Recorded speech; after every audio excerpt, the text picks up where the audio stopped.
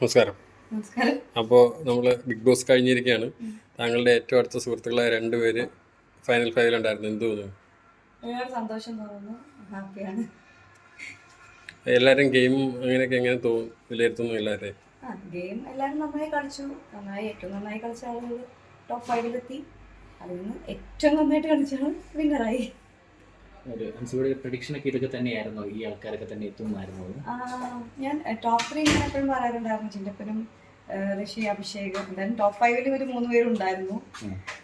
പിന്നെ ജിൻ്റപ്പൻ തന്നെ കപ്പ് കൊണ്ടുപോകുന്ന ഉള്ളിൽ തോന്നലുണ്ടായിരുന്നു. അപ്പം എനിക്ക് ഋഷി കപ്പടിക്കണമെന്ന് ഉറപ്പായിട്ടും എനിക്ക് ആഗ്രഹം ഉണ്ടായിട്ടുണ്ടാവില്ല, ഞാൻ കൂടെ അത്രയും ഇഷ്ടത്തോടെ നിന്നതുകൊണ്ട്. പക്ഷേ ജിൻ്റപ്പനാണ് ഏറ്റവും ഡിസേർവിംഗ് ആയിട്ട് കപ്പടിക്കാൻ ഇതാണ്. അപ്പോൾ ഞാൻ പറയാറുണ്ടായിരുന്നു ജിൻ്റപ്പൻ ഡിസേർവിംഗ് ആണ്. അത് ഡിസേർവിംഗ് ആയതുകൊണ്ട് തന്നെയാണ് ജിൻ്റപ്പൻ്റെ കയ്യിലെ കപ്പുള്ളത്. ഒരുപാട് സന്തോഷം, ഞാൻ ഏറ്റവും ഹാപ്പി ആയിരുന്നു അതിൽ. ഋഷി ടോപ്പ് 3-ലെത്തുമെന്ന് പ്രതീക്ഷിക്കുന്നു, പക്ഷേ ഇതിപ്പോൾ കുറച്ചുകൂടെ പിന്നിലായി പോയി. അതിൽ എന്തെങ്കിലും വിഷമമുണ്ടോ? അത് കുഴപ്പമില്ല. ഭയങ്കര ഹാപ്പി ആയിട്ടാണ് പുറത്ത് വന്നത്. 100 ദിവസം നിന്നല്ലോ. അപ്പൊ അവൻ ഭയങ്കര ചാടി കളിച്ചാൽ പുറത്തേക്ക് വന്നത്. അവൻ അവിടെ നിൽക്കുമ്പോഴേ അറിയായിരുന്നു അവനെയാണ് തള്ളിയിടാൻ പോണത് എവിക്ഷനില്. അതുകൊണ്ടാണ് ആദ്യമേ കണ്ണടയൊക്കെ ഒരു കയ്യിൽ വെച്ചായിരുന്നല്ലോ. അപ്പോൾ അഭിഷേകിന്റെ ഒരു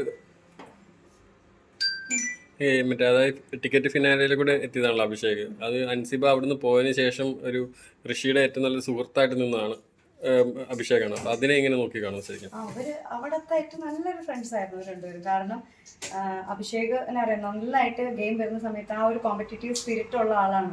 പക്ഷെ അത് ആ ടാസ്കിന്റെ സമയത്ത് മാത്രമേ അവനുള്ളൂ. അത് കഴിഞ്ഞു കഴിഞ്ഞാൽ അവൻ എപ്പോഴും ഋഷിയെ സപ്പോർട്ട് ചെയ്തുകൊണ്ട് നിൽക്കുന്നതാണ് എല്ലാവരും കണ്ടിട്ടുള്ളത്. സപ്പോർട്ട് ചെയ്യുന്ന എനിക്ക് അറിയായിരുന്നു. ഞങ്ങൾ 3 പേരും ഒരുമിച്ചായിരുന്നു ഞാൻ പോകുന്നത് വരെ. ഞാൻ പോയപ്പോൾ അവർ രണ്ടുപേരും ഒരുമിച്ചായിരുന്നു. ഭയങ്കര സപ്പോർട്ടീവ് ആയിട്ടുള്ള നല്ല ഫ്രണ്ട്സാണ് അവർ രണ്ടുപേരും. അത് ശരിക്കും അതിൽ ഉടനീളം കാണാനും പറ്റിയിട്ടുണ്ടല്ലോ. ഈ അൻസിബ അവിടുന്ന് ഔട്ടായതിനു ശേഷം ഏറ്റവും കൂടുതൽ മിസ് ചെയ്തത് ബിഗ് ബോസ് ഹൗസ് ആയിരുന്നു, ഋഷി ആയിരുന്നു?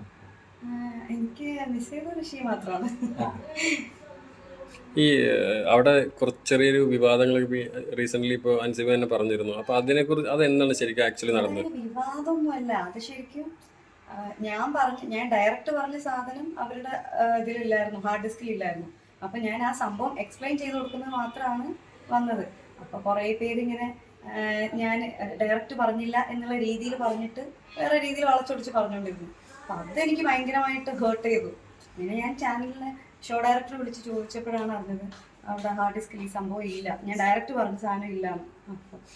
അപ്പൊ അതുകൊണ്ടാണ് അതിനൊരു ക്ലാരിറ്റി വരുത്താമെന്ന് മാത്രമേ ഞാൻ ഉദ്ദേശിച്ചുള്ളൂ. അപ്പോഴും ആളുകൾ ഇങ്ങനെ വന്നിട്ട് ചില ആളുകൾ ഇങ്ങനെ ഒരു കമന്റ് എടുപ്പിക്കും. എന്ത് ചെയ്യാനാ? ഈ എല്ലാ വിഷയങ്ങളിലായിട്ടും താങ്കളുടെ ഒരു കൃത്യമായിട്ടുള്ള നിലപാടുള്ള ഒരാളാണ് അൻസിബ. പക്ഷെ അൻസിബിനെ പല ഇരട്ടപ്പേരുകളിലാണ് സോഷ്യൽ മീഡിയയിൽ വിളിക്കുന്നത്. അവരോടൊക്കെ എന്താ പറയാനുള്ളത്? അത് ജെന്യൂൻ ആയിട്ടുള്ള ആൾക്കാരായിട്ട് എനിക്കൊരിക്കലും തോന്നിയിട്ടില്ല. ജെന്യൂൻ ആയിട്ടുള്ള ആൾക്കാർക്ക് എൻ്റെ അടുത്ത് സ്നേഹമുള്ളതാണ് ഞാൻ മനസ്സിലാക്കിയിട്ടുള്ളത്. എല്ലാവരും ആ കുടുംബത്തിൽ ഉള്ള ഒരു കുട്ടിയായിട്ടാണ് എന്നെ കാണുന്നത്. അവരെ വീട്ടിലുള്ളൊരു കുട്ടിയായിട്ടാണ്. എൻ്റെ ഒരു സമ്മാനമാണ് എൻ്റെ ഈ കയ്യിൽ കിടക്കുന്നത്. അത് ഞാൻ അതേ കണക്കാക്കുന്നുള്ളൂ. അല്ലാതെ സോഷ്യൽ മീഡിയയിൽ എല്ലാവരും എന്നെ ഇരട്ടപ്പേരും ഇതൊന്നും വിളിക്കുന്നില്ല. അവിടെയുള്ള എല്ലാവർക്കും ഓരോ പേരുകൾ ഓരോരുത്തർ ചാർത്തി കൊടുത്തിട്ടുണ്ട്. അല്ലെങ്കിൽ അവിടെ തന്നെ ഇപ്പോൾ നമ്മുടെ പ്രോഗ്രാമിൻ്റെ ഇടയിൽ തന്നെ അത് തമാശയായിട്ട് അവർ കാണിക്കാറുണ്ട്. അതൊക്കെ ആ ഇതിലൊക്കെ തന്നെ എടുത്തിട്ടുള്ളൂ. പക്ഷെ വ്യക്തിഹത്യ ചെയ്യുന്ന രീതിയിൽ ഇങ്ങനെ പുറത്ത് ഇങ്ങനെ ഒരുപാട് വന്നപ്പോഴാണ് ഞാൻ അത് നിർത്താൻ വേണ്ടി മാത്രം അതിനൊരു ക്ലാരിറ്റി കൊടുത്തു എന്നുള്ളത് മാത്രമാണ് സത്യം. അല്ലാതെ എനിക്ക് പ്രത്യേകിച്ച് ആരോടും ദേഷ്യമോ വെറുപ്പോ പ്രശ്നമൊന്നുമില്ല. ഈ ഓൾറെഡി എസ്റ്റാബ്ലിഷ് ആയിട്ടുള്ള സിനിമ നടിയായിരുന്നു. ഈ ബിഗ് ബോസ് ഒരു നൽകിയൊരു നേട്ടം എന്താണ്? ഈ ഓൾറെഡി എസ്റ്റാബ്ലിഷ് ആയിട്ടുള്ള ഒരു നടിയാണല്ലോ, ഈ ബിഗ് ബോസ് തന്നൊരു നേട്ടം എന്തായിട്ടാണ്? ജനങ്ങളുടെ ഹൃദയത്തിലേക്ക് അൻസിബ ഹസൻ എന്നുള്ള വ്യക്തിയായിട്ട് എനിക്ക് കയറാൻ പറ്റി. അതിന് മുന്നേ ഞാൻ അഞ്ജു ജോർജ് മാത്രമായിരുന്നു. ഇപ്പോൾ ഹാപ്പിയാണോ? ഒരുപാട് സന്തോഷം, ഒരുപാട് സന്തോഷം.